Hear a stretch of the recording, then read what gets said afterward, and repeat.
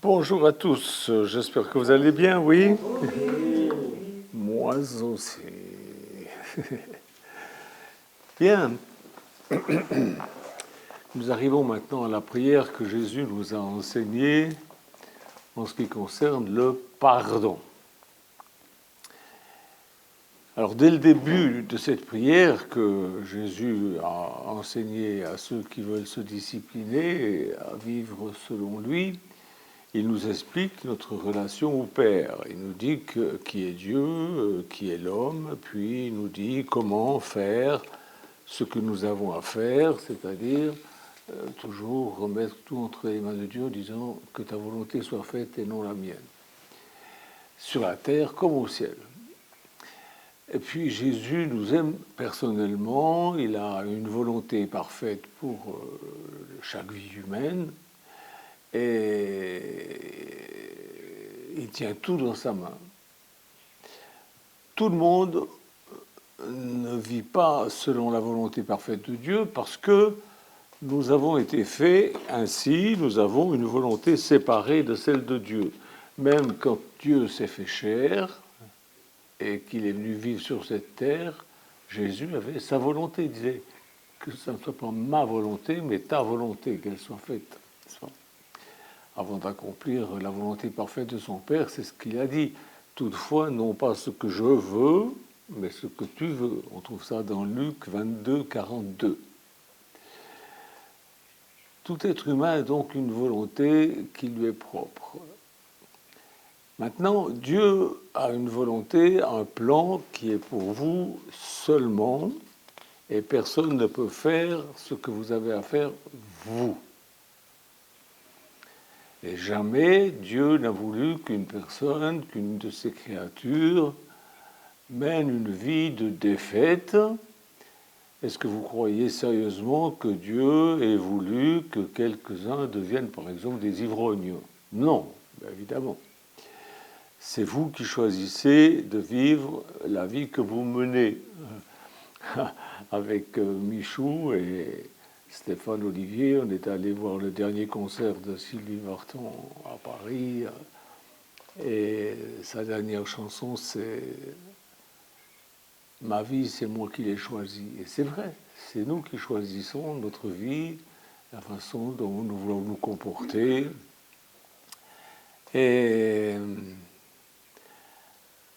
après avoir mis tout cela au clair, Jésus explique la manière dont nous devons recevoir notre vraie nourriture dans ce monde matériel. Il ne faut pas être des gens éthérés. Nous, on dit chez nous dans la communauté, on dit les TTTS, les très très très spirituels. Notre Père ne s'intéresse pas qu'à notre existence spirituelle, mais aussi à nos réalités de base. C'est pourquoi il dit pain quotidien. Le pain quotidien. Il ne serait pas un bon père si ce n'était pas le cas. Et il assume cette responsabilité à fond. Il nous a promis un entretien journalier tous les jours de notre vie. Voici, je suis avec vous tous les jours jusqu'à la fin du monde. Ce n'est pas pour nous regarder dans le blanc des yeux en train de souffrir, en train de mener une vie misérable. Non, pas du tout. On va prier maintenant parce qu'on va attaquer un sujet qui est un peu spécial. Seigneur Jésus, je te prie de m'aider à bien m'exprimer de façon à ce que chacun comprenne bien ce que je veux dire de ta part et qu'il n'y ait pas de problème dans les cœurs. Merci Jésus. Amen. Bon, il savait très bien que nous connaîtrions des jours de chagrin. Jésus a prévu les tentations qui surviendraient, il savait que ça allait arriver, mais il a fait en sorte que notre croix, qu'on doit porter tous les jours aussi, ne serait jamais plus grande et plus lourde que sa grâce. Si nous soumettons notre volonté à la sienne, évidemment. Alors il permettra que toutes choses travaillent ensemble à notre bien et à sa gloire. Jusque-là, cette prière, elle est très réjouissante. Mais nous en arrivons maintenant à un tournant et nous devons aborder la question du pardon. Je crois que si Jésus avait commencé cette prière en disant « Notre Père qui es aux cieux, pardonne-nous nos offenses », je crois que les gens n'auraient pas écouté jusqu'au bout. Et je crois que les gens ne liraient pas dans la Bible cette prière-là parce que la question du péché, c'est waouh, ça terrifie, ça repousse. Pourquoi ? Eh bien, parce que le pardon des péchés, c'est le problème central de tout homme et de toute femme. Le problème du pardon s'enracine dans l'égoïsme et nous sommes tous des égoïstes. Il ne faut pas charrier là-dessus. Le pardon du péché, des péchés, constitue la tragédie majeure de l'existence humaine. Il faut bien le reconnaître. Beaucoup prétendent, par exemple, ne pas croire en Dieu. Moi, quand ils me disent ça, je rigole doucement parce que je sais que c'est faux. Dieu a mis en chaque homme, en chaque femme, la pensée de l'éternité, la pensée de Dieu. Et ceux qui disent qu'ils ne croient pas en Dieu, c'est pas vrai. Simplement, ils veulent éviter la question de leur péché. Parce qu'ils savent très bien que s'ils s'approchent de Dieu, Dieu va mettre le doigt là où ça fait bobo, le péché. Et la Bible dit dans 2 Timothée, tiens, on va le lire, 2 Timothée 3, 1 à 5.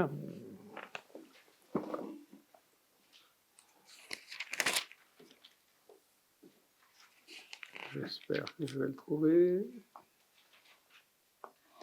Sache que dans les derniers jours, il y aura des temps difficiles, car les hommes seront égoïstes, amis de l'argent. J'ai vu une petite blague sur Facebook ce matin. C'est un petit garçon noir qui court vers sa maman. Maman, maman, maman, le monsieur qui prend l'argent tous les dimanches, il vient d'arriver. Sa mère lui dit, chiant, il faut pas parler comme ça du pasteur. Mais maman, c'est vrai.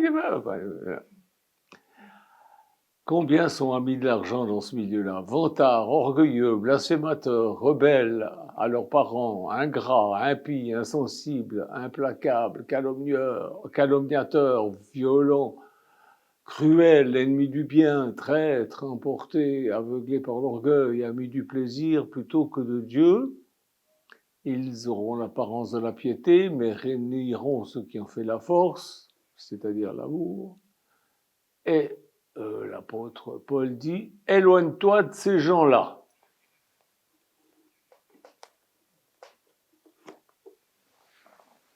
Bon, pardonne-nous nos offenses comme nous pardonnons à ceux qui nous ont offensés, mais éloigne-toi de ces gens-là.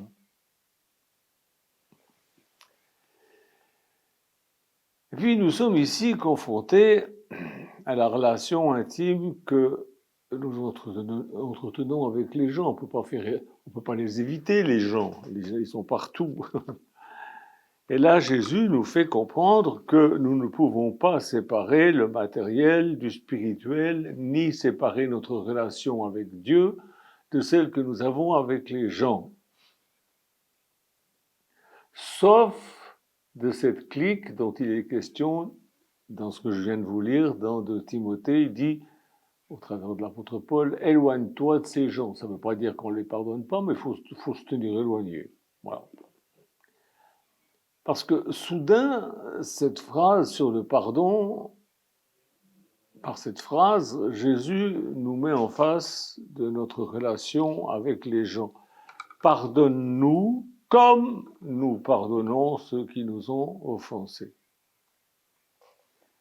Pardonne-nous comme nous nous pardonnons, dans la même mesure. En d'autres termes, il dit que nous ne pouvons pas nous attendre à recevoir le pardon de Dieu tant qu'il subsiste un manque de pardon dans nos cœurs au sujet de ceux qui nous ont offensés, qui nous ont fait du mal, qui ont été égoïstes, fanfarons, arrogants, etc., etc. Regardez cela bien en face. C'est pas une petite affaire. Certains n'ont pas reçu de réponse à la prière ou ne sont pas utilisés par Dieu dans sa vigne parce que il manque de pardon. Jésus nous montre sans discussion possible que nous avons l'obligation de pardonner nos ennemis et tous ceux dont nous devons nous tenir éloignés. Jésus fait dépendre le pardon que nous donnons, que nous demandons pour nous, du pardon que nous accordons aux autres. Maintenant, Pierre, c'était un homme impulsif. Il disait, il faisait des choses parfois choquantes, même Jésus a dû le reprendre. Il faisait des trucs bizarres, par exemple, Paul a dû le reprendre aussi, puis il l'a écrit en citant son nom. Hein, vous connaissez l'histoire. Et Pierre, avec sa façon d'agir avec les non-juifs, c'est une raison pour laquelle je ressens une vive affection pour Pierre, parce que je trouve qu'il me ressemble un peu sur certains points. On va lire Matthieu, chapitre 18, verset 15. Matthieu 18, 15. Si ton frère a péché contre toi, c'est Jésus qui parle, hein, va et reprends-le seul à seul. S'il t'écoute, tu as gagné ton frère. Mais s'il ne t'écoute pas, prends avec toi 2 ou 3 personnes afin que tout se fasse que toute l'affaire se règle sur la déclaration de 2 ou 3 témoins. S'il refuse de les écouter, dis-le à la communauté, à l'Église. S'il refuse aussi d'écouter l'Église, qu'il soit à tes yeux comme le membre d'un autre peuple et le collecteur d'impôts.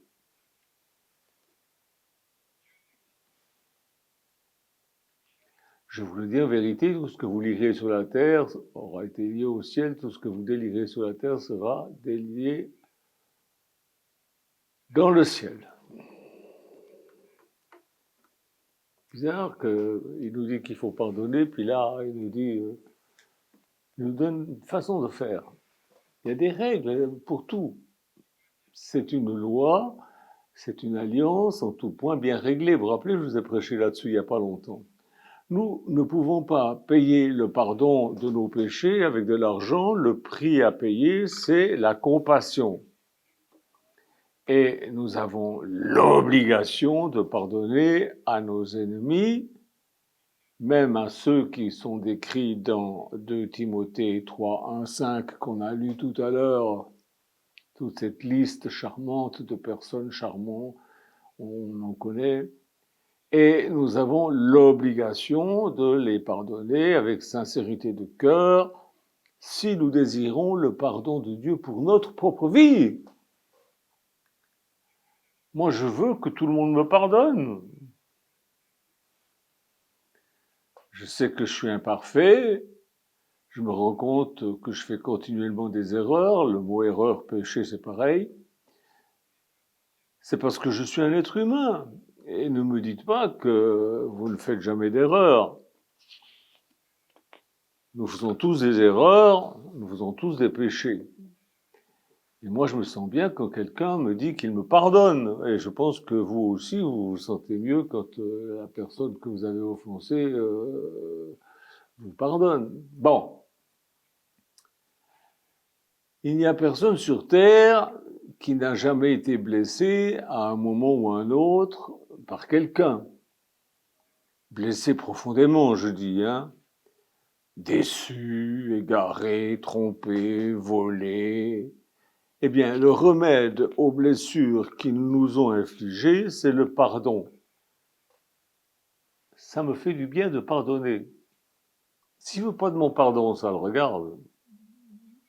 Mais moi déjà, je pardonne parce que je veux être en paix avec moi-même, je ne veux pas ressasser tout le temps ces histoires avec haine, ressentiment et compagnie.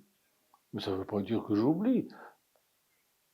Ah, comment voulez-vous que j'oublie? Il n'y a que Dieu qui oublie les péchés. Il en a le pouvoir, mais moi je n'ai pas ce pouvoir-là. Je ne sais pas si vous avez oublié.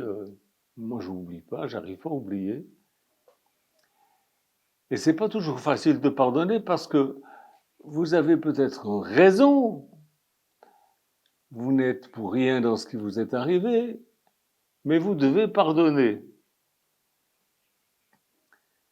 Oui, il m'est arrivé d'être offensé à un point où j'en suis tombé malade, où j'ai failli perdre mon héritage et l'héritage de Michou, c'était terrible. Eh bien, j'ai écrit aux personnes qui ont fait ça et je leur ai dit, je vous pardonne, si j'ai fait quelque chose qui vous a offensé, je vous demande pardon. Je n'ai pas du tout le sentiment d'avoir fait quelque chose, mais je dis au cas où, on ne sait jamais, des fois on ne se rend pas compte. Mais comment pardonner pratiquement? Premièrement, il faut vouloir pardonner. Ça, c'est la base. Il y a des gens qui disent, je ne veux pas. Moi, je veux pardonner. Et vous savez pourquoi je veux pardonner? Parce que je veux faire comme Dieu fait. Uniquement. Maintenant, si la personne que vous pardonnez, à qui vous dites ou que vous écrivez que vous la pardonnez, ne veut pas de votre pardon, vous n'y pouvez rien et vous ne pouvez pas l'aider. Maintenant, si une personne ne veut pas du pardon de Jésus, qu'est-ce que Jésus fait? Eh bien, on va faire comme lui fait. Laissons cette personne et allons de l'avant. Séparons-nous de lui.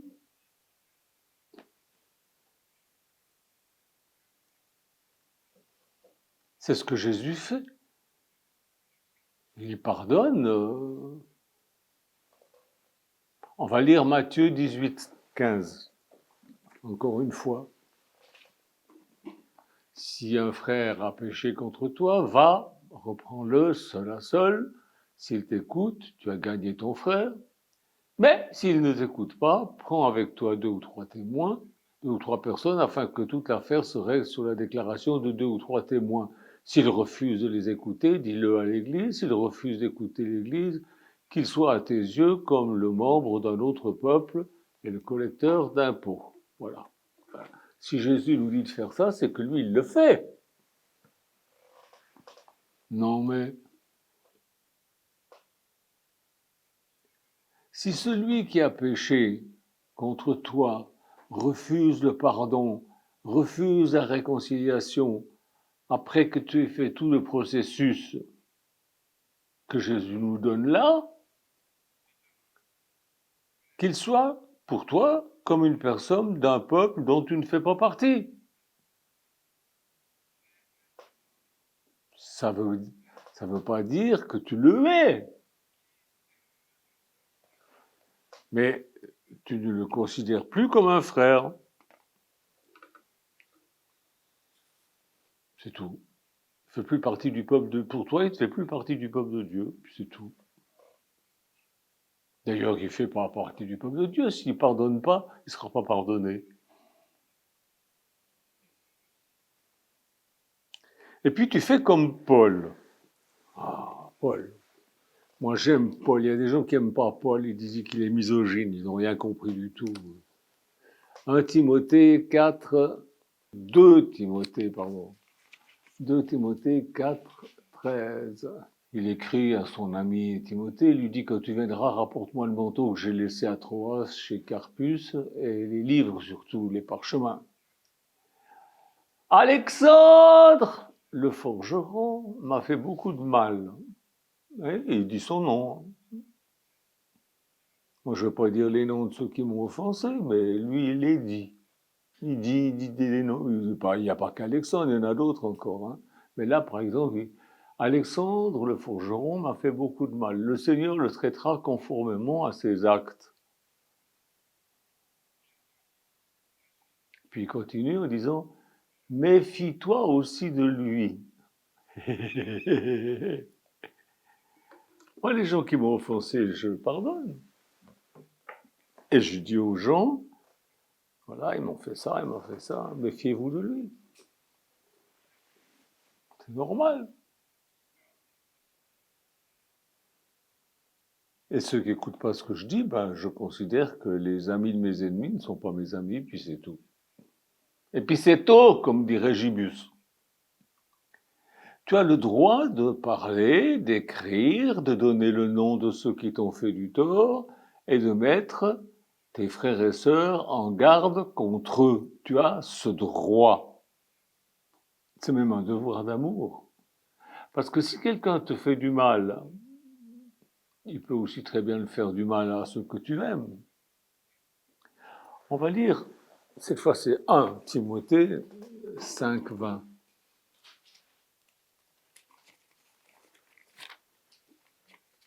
1 Timothée 5, 20.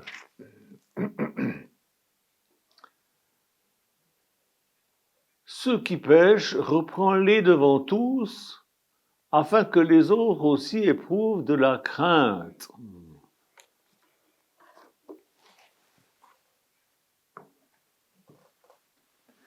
Bon, d'abord, on les reprend en tête à tête, il ne veut pas écouter, un, deux ou trois témoins, il ne veut pas écouter, on le dit à tous, pour que tous éprouvent de la crainte. Ceux qui pêchent, reprends-les devant tous, afin que les autres éprouvent de la crainte. Où est le pardon dans cette histoire? Mais Paul avait d'abord parlé avec le pécheur. Ensuite, il avait parlé avec le pécheur et deux ou trois témoins, et puis ensuite, devant à tous. C'est l'ordre établi par Jésus. C'est comme ça que Jésus a dit qu'il fallait faire. C'est comme ça que lui-même il faisait. On va lire 1 Pierre 4,8. 1 Pierre 4,8. Avant tout, ayez un amour ardent les uns pour les autres, car l'amour couvrira une foule de péchés. C'est vrai. C'est vrai. Dans une église normale, dans notre communauté par exemple, avec des chrétiens authentiques, c'est ainsi qu'il faut faire. Couvrir les autres par amour. C'est-à-dire aller trouver celui ou celle qui a fauté en tête à tête par amour. Parce que c'est vrai que c'est jamais rigolo d'être repris quand on a fait une boulette, quand on a fait un péché, c'est pas agréable. Ni vous ni moi, nous n'aimons être repris par quelqu'un qui vient nous dire t'as fait ci, t'as fait ça, c'est pas bien, faut qu'on va prier, on va demander à Dieu de te pardonner, voilà. Mais c'est par amour qu'on le fait. Ne pas avertir un frère ou une sœur qui pêche en le prenant en tête à tête, c'est pas de l'amour. On le laisse dans son péché, dans son illusion, c'est pas de l'amour. Dans notre communauté, nous savons tous que nous avons un pardon d'avance. Ça, je n'ai jamais entendu dans les églises qu'on raconte ça, un pardon d'avance. Parce que Jésus a fait comme ça. Jésus nous a déjà pardonné par amour à la croix avant même qu'on existe, avant qu'on ait eu le temps de commencer à faire des péchés. Il nous a pardonné à l'avance. Et si lui, il l'a fait, ben c'est comme ça qu'on doit faire. C'est ce qu'il dit. Pardonne-nous comme nous pardonnons à ceux qui nous ont offensés. Et il nous a pardonné à l'avance. Alors nous, nous pardonnons à l'avance. Dans une église, dans une communauté, parce que j'aime bien dire le mot communauté, parce que communauté, c'est le seul modèle biblique que nous avons de l'église, dans Acte 2 et Acte 4, Dans une communauté normale, c'est ainsi que ça doit toujours être fait par amour. Même si cet amour peut être blessant, parce que ça peut être blessant. Personne n'aime être repris pour un péché qu'il a commis. Mais chez nous, on est en paix parce qu'on sait que même si on vient nous reprendre, eh bien, on est déjà pardonné. Simplement, on est averti afin qu'on ne recommence pas, c'est tout. D'accord? On a un pardon d'avance. Et c'est ainsi qu'on couvre une multitude de péchés, les miens et ceux de mes frères et sœurs. Et chacun peut donc dire, pardonne-moi mes péchés, comme je pardonne ceux qui m'ont offensé. À ta manière, je le ferai au nom de Jésus. Et je prie pour que vous le fassiez aussi. Amen. Au revoir.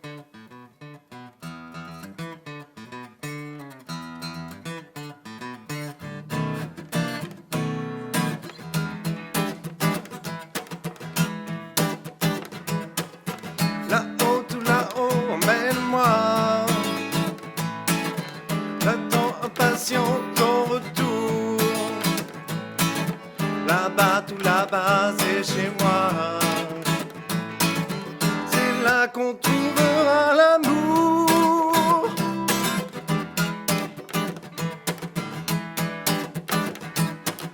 Je ne veux pas me contenter de t'attendre.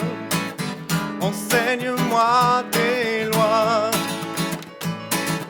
Ta parole est pour moi si tendre. Pourtant tu exiges de moi.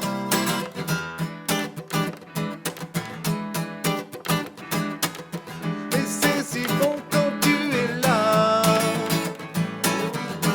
Et je viens bon.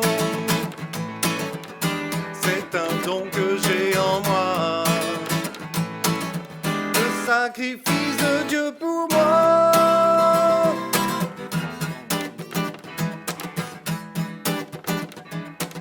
Ce que tu as mis dans